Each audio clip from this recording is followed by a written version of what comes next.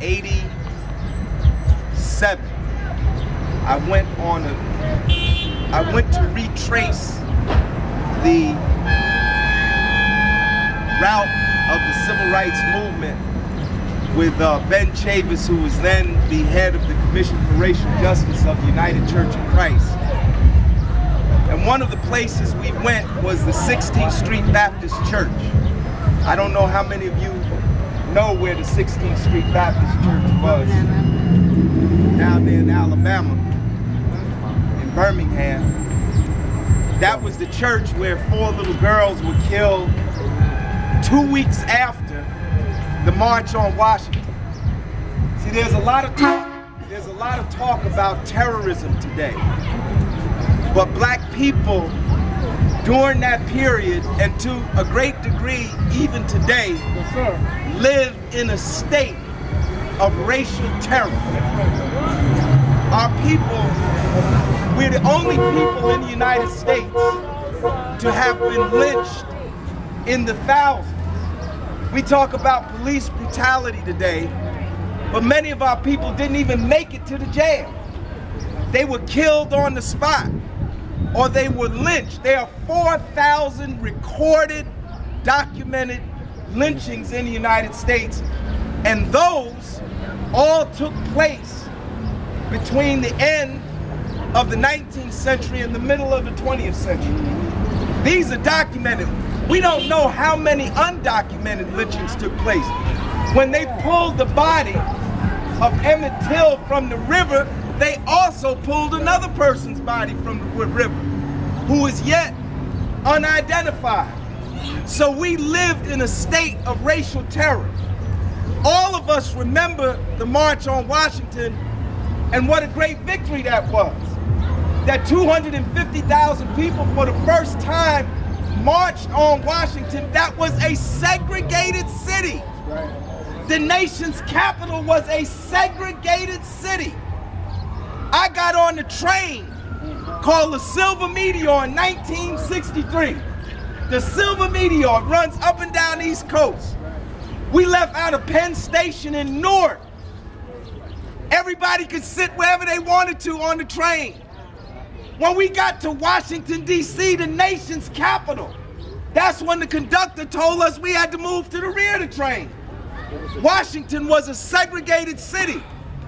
So the March on Washington in 1963 was a great victory against segregation, because the fact that 250,000 people, black and white together, would be together and march into Washington, D.C. But what was the response to the March on Washington? The response on the March on Washington was a racial terrorist attack. The bombing of a church on a Sunday morning. Just like today, a Sunday, when people going to church to pray to God, to worship. There were 4 little girls in that church, and the Klan bombed the 16th Street Baptist Church, killed those 4 children, injured up several hundred people, and nearly destroyed the church. That was response. People don't talk about that. They just talk about the march. And they talk about the 4 little girls.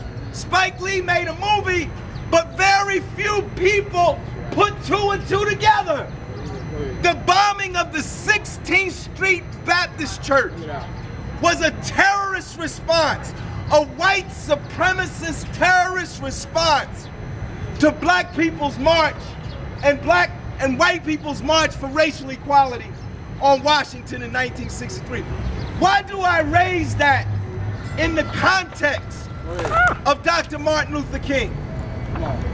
Because if you go back to the record, to the historical record, I'm not just talking about go back to the history books. If you go back to the newspapers of the time, many people blamed Dr. King. They didn't blame the Klan. They blamed Dr. King for the murders of those 4 little girls. They didn't blame the racist terrorists who bombed the church, they blamed the people who were struggling for racial justice and equality. And Dr. King talks about this in his writings. This was one of his most challenged moments.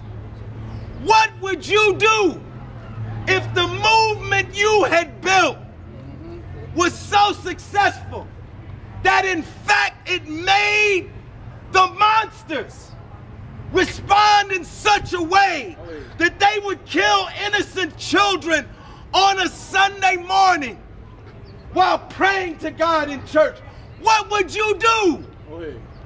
Would you have the strength to carry on to in fact say, I'm not going to stop, but I'm going to keep going? These are the kind of issues that Dr. King had to face. When Dr. King wrote his letter to a Birmingham jail, who was he writing it to? Was he writing it to Bull Connor? Was he writing it to Governor Wallace? No. Was he writing to the governor of Alabama? No. To the governor of Mississippi? No. No. Dr. King's letter from a Birmingham jail was written to the ministers of Birmingham, black and white, who had taken out a full-page ad in the newspaper before Dr. King came to Birmingham to say, Dr. King, don't come into Birmingham making trouble. Because that's what they called people who for justice back then. That's what they called people who stood up against segregation back then. They called them troublemakers. They called them communists. They called them outside agitators. Dr. King wrote his letter from a Birmingham jail to black and white ministers who did not want Dr. King to come into Birmingham and organize against racial segregation. This is the reality that we have to come to grips with. Not this purified, homogenized mythology, because that's what it is. It's mythology that they have spun around Dr. King. We have to come to grips with the historical reality of that time, that it was in fact unpopular to fight against segregation. When those 4 students sat in at the Woolworth's lunch counter in Greensboro, North Carolina, February 1st, 1960, who were the first people to condemn them? Was it the racists? No. Was it the owner of Woolworths? No. It was the black people working in the kitchen who came out and said, y'all are troublemakers, you're a disgrace, you shouldn't be protesting here. Because the fact of the matter is, brothers and sisters, you cannot build a system of racial oppression purely on force. You have to convince the oppressed themselves that they have to uphold this system. So when those students sat in at Greensboro, even their fellow students did not initially rush to embrace them and join the sit-in. It was a whole month before other students joined in. A whole month. So we have to understand that when we stand up for justice, it's not going to be popular. There's not going to be nobody there to give us any prizes or any awards. We're not going to be on American Idol. We're not going to be on TV. Nobody's going to give you a job. In fact, you might lose your job. But the fact of the matter is, it's right to stand up for right. It's right to stand up for justice. It's right to fight against oppression. It's right to fight against exploitation. Whether people praise you or they don't praise you. And most likely they will condemn you. But you have to do it anyway.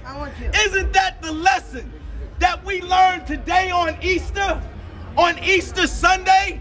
Did the council give Jesus an award?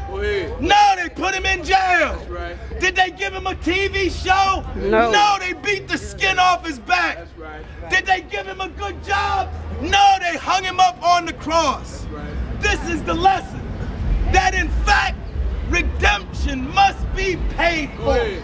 There's a price for redemption. Break it down. There's a price, and it must be paid for with sacrifice. Change does not come when a baby is born. The baby don't just drop out. Change comes through the struggle of the baby to come out of the mother's womb. A new world will be born through struggle. It will take sacrifice. It will take hard work. But we got to continue. Look at Jersey City. Look at this black community. Look at Martin Luther King Boulevard. When you walk out of your house in the morning, don't you look around and say, something has got to change. It's got to be better than this. When you look around and you see all the people unemployed, all these young men without jobs,